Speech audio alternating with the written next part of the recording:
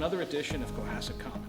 I'm Cohasset Town Manager Chris Sr., and on this week's episode, we'll meet with Diane Kennedy, the chair of the Cohasset Select Board, on their goals and objectives the board has set for FY21. We'll talk with Acting Library Director Bronwyn Nelson about all the great work being done to help get the books that are behind me on the shelves here in the Paul Pratt Library out to residents.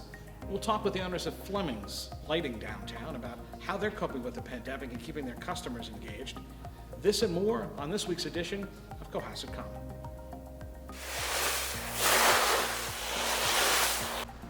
Hi, I'm Chris Sr., and I'm here on the Town Common today with Select Board Chair Diane Kennedy. Welcome to Cohasset Common, Diane. Thank you. And in fact, we're on Cohasset Common today, and if you see people behind us, we're filming this on Primary Day.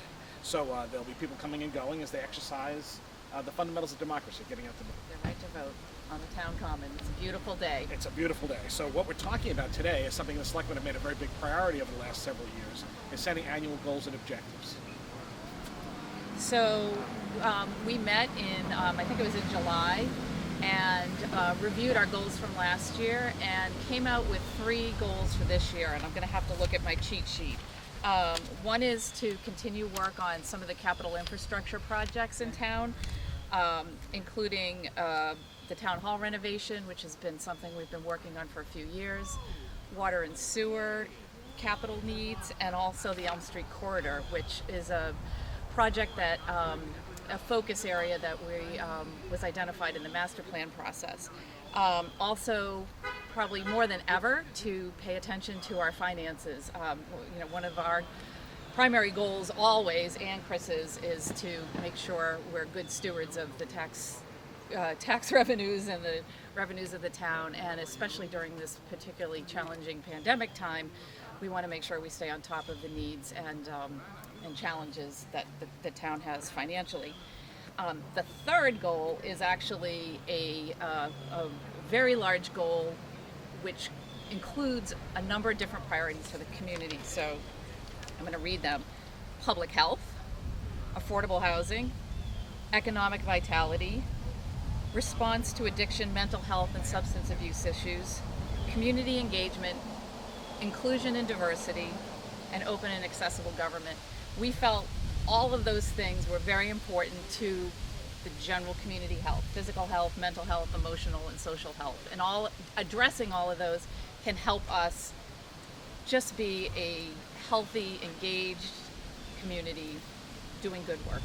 And in fact, that's the first goal, is this kind of all-encompassing community health. Yes. And you could put a lot of things, and again, there's 7 sub-goals as you just went through, Diane, but all of them go to really key aspects of the community.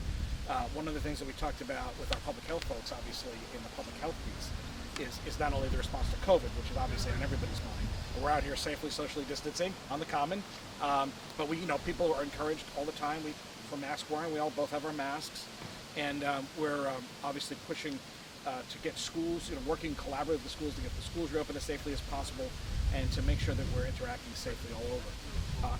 As well, we're also in a season, unfortunately, with mosquito-borne illness. We'll most certainly want to raise public awareness of that.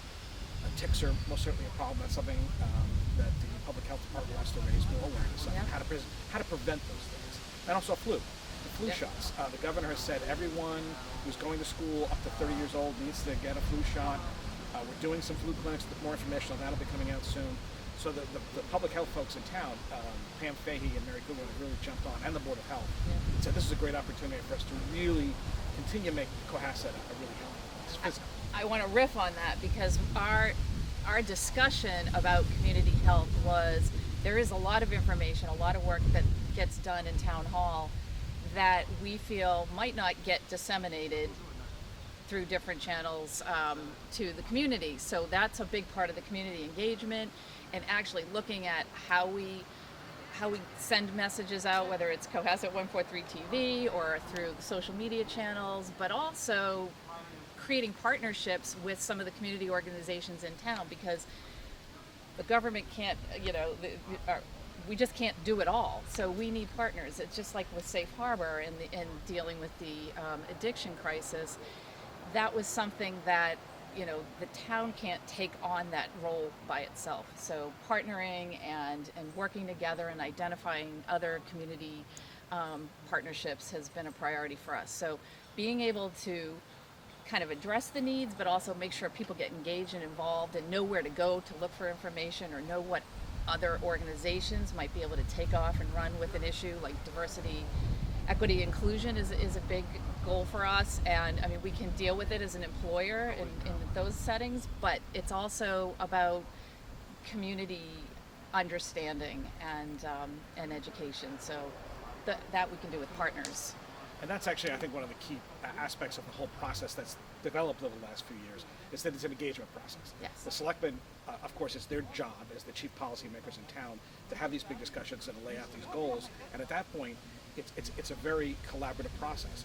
We've been working in staff teams, as you said, as community organizations. In fact, there's some task forces, which we'll talk about in just a second, that are going to be focused on tackling some of these. So it's not a top-down. I mean, obviously Yes. you're setting the goals, Yep. but it's very much, you're getting the input from the community, and now you're engaging with the folks, staff and community members and volunteers who have to pull off. Right, this, right. The full ecosystem, right. And again, Cohasset's a great place for that, as so many people are engaged, so many people have been very generous with their time and talents. And as you point out, it's just one of those, the whole dealing with addiction and mental and physical health issues with the Safe Harbor. There was a wonderful vigil here this week on the Common about substance abuse and those lost. There was a nice crowd, and most importantly, it was just people from a very diverse group talking about loss and ways to overcome it. And the folks at Safe Harbor are doing really great work. And again, that's a partnership that's been going on for several years. An amazing partnership, and that's where this conversation about our goals came from, which is how do we not top down things, but we organically raise things up. And I think that's where the community at large really needs to, or we need to help catalyze some of those conversations through whatever channels make sense. So. And as one of the communication channels, this is one of them. We've been doing this now for several months, and it's really a great opportunity to tell the town's stories, right? So we've had stories from the private sector, from the community, from the government, and it's about telling Cohasset's story. That's, it's one of the vehicles for 143 TV, and also the town's website and Facebook and a host of other social media avenues. One of the key aspects as well that you mentioned, Diane, is that what's happened with this set of goals, because some of them are very big, right? Mm-hmm. I mean, Elm Street corridor is a very big deal. Affordable housing is a very big deal. Economic vitality, obviously, that's something that's really the town's had to react to because of the COVID crisis and the second, third order effects economically that have come out of that. Tell us a little bit about that, this working group format, and what selectmen are going to be doing. So the Cohasset undertook a master planning process that completed.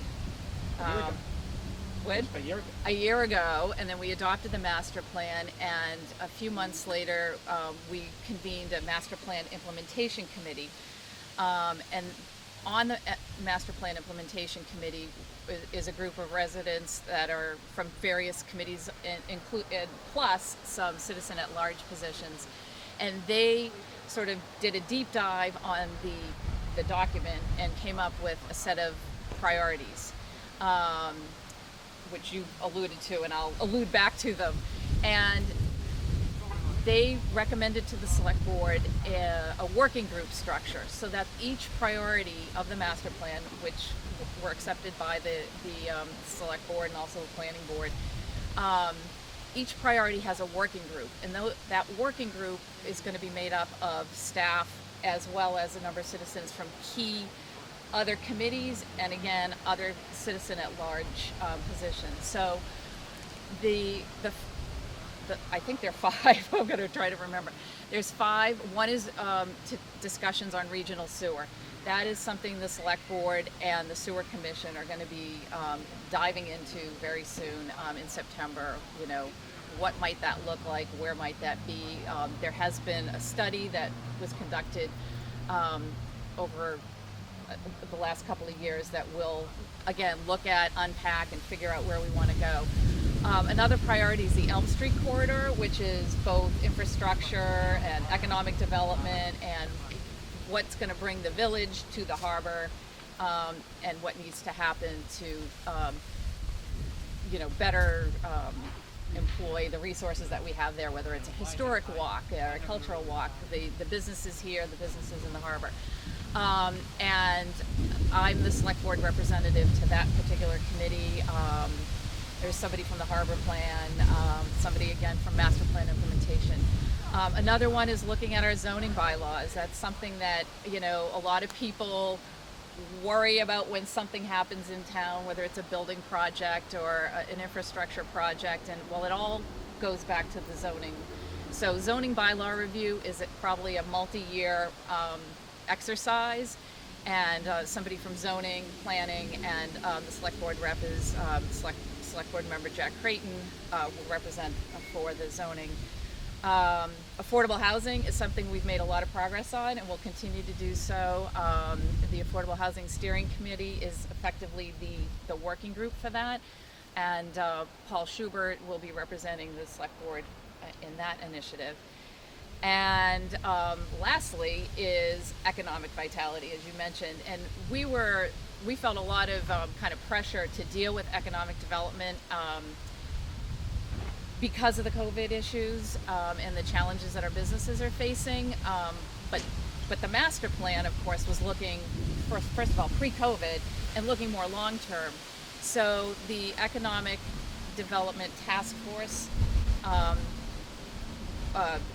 Corey Evans and Kerry Thompson from the Select Board will be representing there. We have a number of citizen positions on that committee, and they are going to be looking at both what do we need, what can we do as a community, as a municipality to help with the economic vitality right now, and then also long term. Where do we go? Where are our opportunities for for businesses and revitalizing, or I don't want to say revitalizing, but enhancing the great businesses, restaurants that we have in the town. So I think, as you point on the economic vitality, that's something that the town hasn't focused on specifically recently. And obviously, as you said, with the COVID crisis, the business of the town have been affected so much, and the town is really engaged in a way we haven't had to before, in a positive. We've been able to help businesses, particularly restaurants, do outside seating, loading out those Jersey barriers. Yep. The selectmen have kind of accelerated approval for these, alternative spaces, and it's really been very successful. I mean, we've had pretty dry weather this summer, but it's that kind of creative thinking the selectmen want to double down, select board wants to double down on, and say, hey, business owners, community members, what can we do to continue? The village district is actually pretty vibrant as it has been. Yep. And how do we keep that vibrancy? Yep. And how do we enhance that vibrancy? Yep. Exactly. And the Elm Street corridor will feed into that. And I think it's also important to say that these are working groups because we need to actually move projects forward. But all of this all of these meetings and discussions are open for input from the public, and that, especially with the economic vitality, economic development, we want to hear from our business owners. They can't sit on a committee because you need to be a resident to do so, but their voices are important, and I think that having a select board member on each of these priorities is going to make sure, and others, that we reach out to the community and pull people in that have a certain expertise or enthusiasm for whatever the topic might be. Again, that's going to feed into the overall community health. We're going to hopefully have a better engaged citizenry. We'll have more applications for committees, and again, it's an ecosystem that we have to tend to. And again, so what the select board's saying is that we're not only just setting the goals, we're sitting at the table with the community members to get these things moving. Absolutely. So again, the point here is, as you said, it's bringing people together. It's engaging, and it's really, and I guess it's been an exciting process because it's not just sitting in a meeting, putting a report, putting it on the shelf, right? It's engaging, and as a result, I mean, a lot of things that have happened from past goals is some of the things we're standing on right now, right? The Common Restoration Project came about because the community together with the select board's leadership said we need to do more planning. We got a town planner. We ended up joining the Complete Streets program, and $250,000 later, here we are with one of the first stages of the project. There's more of that to come, but it's this kind of iterative, as you said, this kind of engaged process that really has led to some real major positive successes. Yep, that's what we're here for. And I do want to point out the common work. I think it looks great, and more than anything for me, it was an accessibility issue. I know a number of people in town, that are in wheelchairs and had trouble, navigating the common, and this is our common, and everybody should be able to get in and around it. So I think we've made tremendous leaps forward with that project. And one of the key parts of this is it's not a one-off, right? Because the town plan together and became part of this Complete Streets program, we're now engaged with the state. But we're actually now applying for another set of grants this fall, which will help with routes to school. So the next set of priorities, which have already been identified, we're going to focus a lot, I believe, in this next cycle on the Ripley-Sawyer intersection and making sure that we do some more restorative work up and around the Osgood and Deerfield streets. Yeah. It's like when you renovate your house, you open up a wall, you think you're just going to be putting in some, upgrades to electricity, and then all of a sudden you're ending up redoing the whole house, and it is an iterative process. And I think that right now the select board's really engaged, the staff's really engaged. Chris, thanks for your leadership, and I look forward to a great year. Thank you, Diane, and thank you for you and for the entire select board's partnership in this. That's how the town has made some tremendous successes over the last number of years, and how we're going to continue to do that. So thank you, Diane Kennedy, Chair of the Cohasset Select Board. We'll be meeting again. I'm sure there'll be a lot of updates over the course of the year. And thank you for watching Cohasset 143 TV.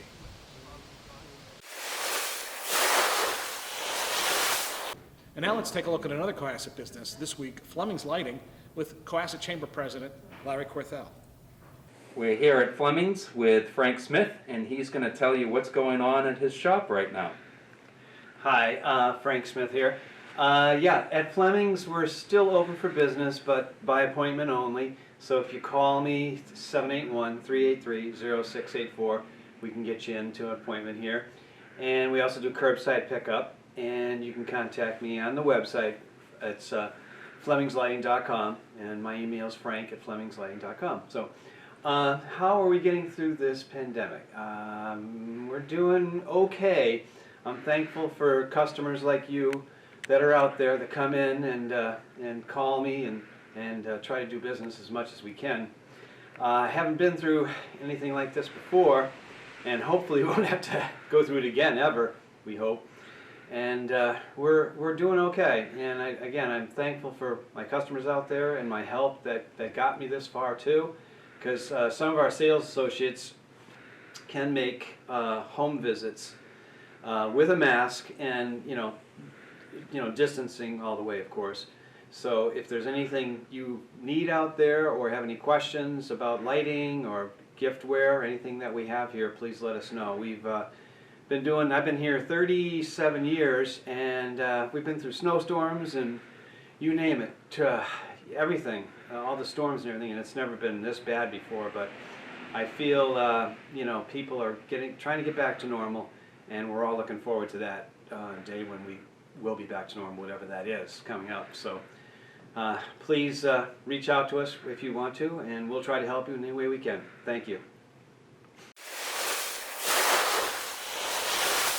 I'm here in the Cohasset Library today with Acting Director Bronwyn Nelson. Thanks for letting me in. Absolutely, welcome. And while it is quiet in here, and it's actually generally quiet in here, it's actually quieter than normal because we aren't able to have residents back in the library.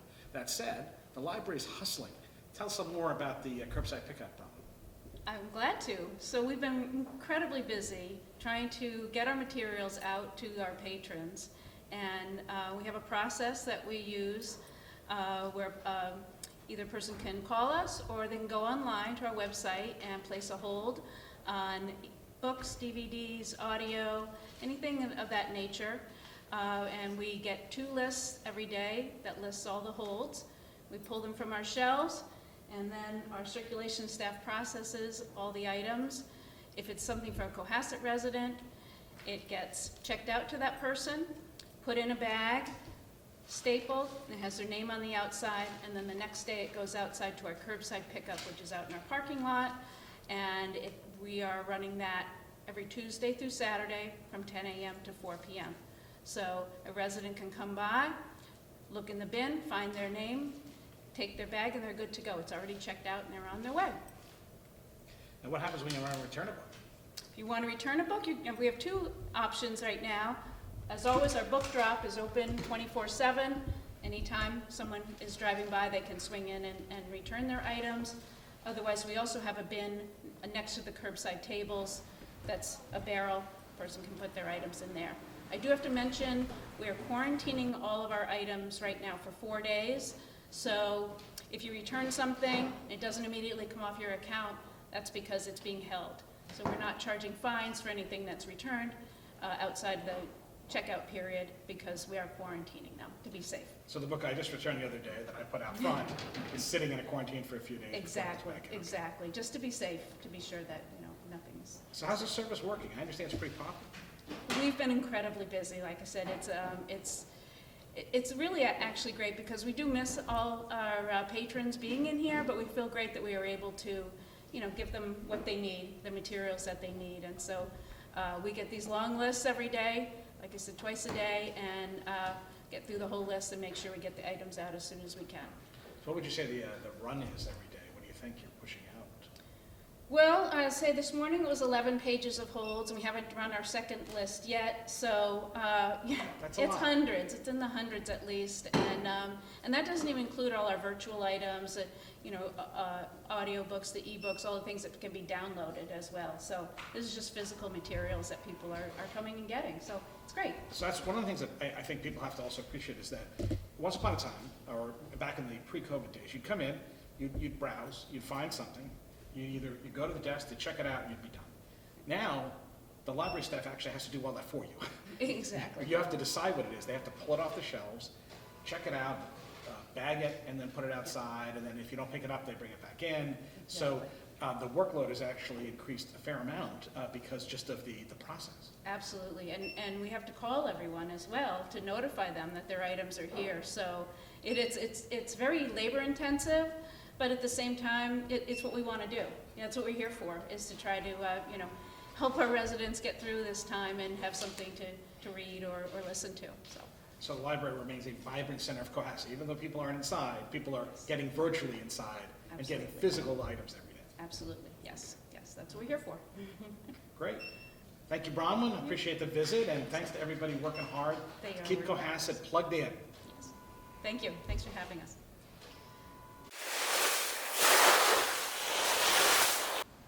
Thanks for joining us on this week's edition of Cohasset Comment, and thanks to all who made this episode possible. Here from the book drop-off depository at the Paul Pratt Library, I'm Chris Sr. Thanks for joining us. I think of something here from me. There we go. Reading for the weekend.